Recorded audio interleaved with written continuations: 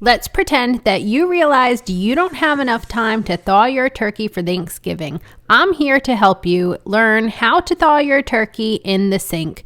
It is a faster method, but I have to say before getting started that it is not the preferred method. It is better if you have 3 to 5 or more days to thaw your turkey in the refrigerator.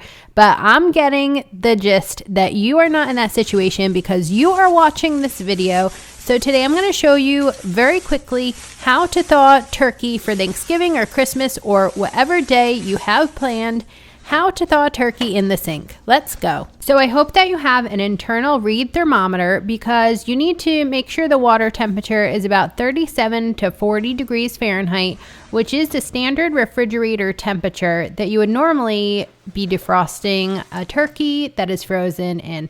But you're going to do it in the sink by making sure it's submerged in cold water at that temperature. And this method, like I said, is a bit more controversial because it's not considered the safe way to do it since you can't really guarantee that. You have to check it about every 30 minutes to make sure it's cold, keep adding ice, keep refreshing it, and make sure that it stays fully underwater, which we did in this demonstration using the lid of